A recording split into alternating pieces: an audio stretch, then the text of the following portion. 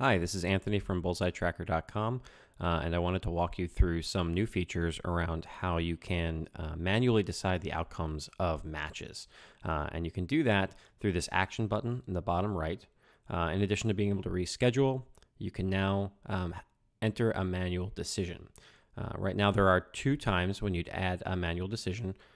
It is in the event of a tie and in the event of a forfeit, and we'll talk a little bit about each of those now. So you see I have a match here. All the scores are entered for MVGC and NHRA. So I'll go ahead and calculate the results. And in this case, we should see a normal outcome. So 1043 against 1043. NHRA wins on X's. So BullseyeTracker.com automatically determines tiebreakers from the score first, then the X count second.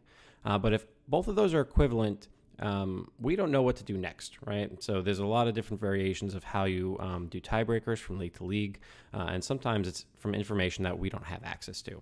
So instead what we're going to do, so I'll actually show you exactly how this would work. So I'll change MVGC or MFGC to 1043.20.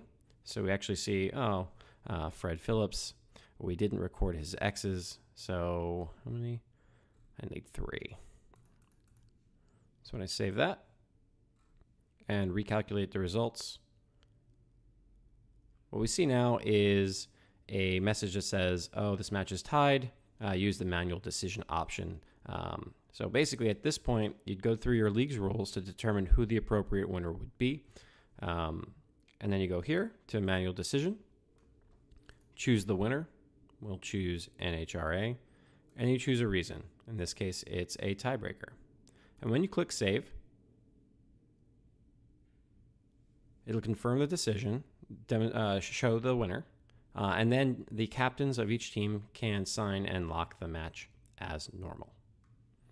Now, what happens if we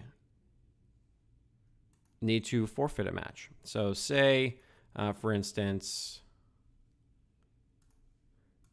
these folks ended up not shooting that night.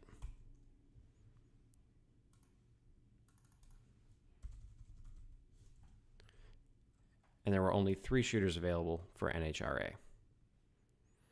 They decided, let's shoot the match anyway, just record some scores.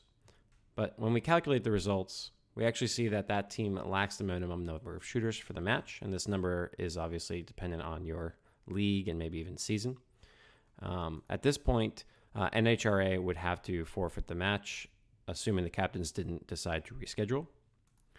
And similarly to the tiebreaker, we would just go to manual decision.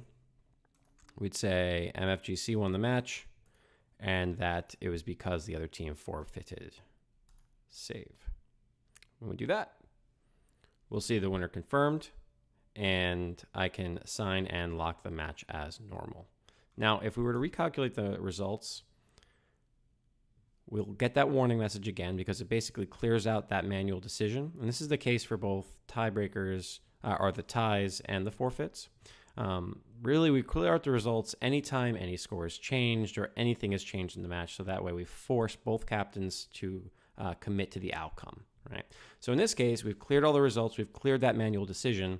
What happens if we try to sign? If we do, we just get an error message that basically says the same thing, right? One of the teams lacks the minimum number of scores, and then you'll have to do that manual decision in order to be able to sign and lock the match. So new features in BullseyeTracker.com, you'll be able to decide the outcomes of ties, and you'll be able to decide the outcomes of forfeits. One note on forfeits is that while the winning and losing team will log a win and a loss respectively, the actual scores captured in the tool won't contribute towards the team's average or any individual stats that you're keeping track of for the shooters. So that won't contribute to their handicap. It won't contribute to their league standings or their averages overall for the season. This is because during matches, there's a certain amount of pressure. But if one team is forfeiting and you choose to shoot anyway, the pressure of that match is off. So we don't want to include those scores, which may be higher in that league's average. As always, if you have any questions, comments, or feedback, just reach out to me through the Contact Us form on the app, and I'll respond as quickly as I can. Thank you.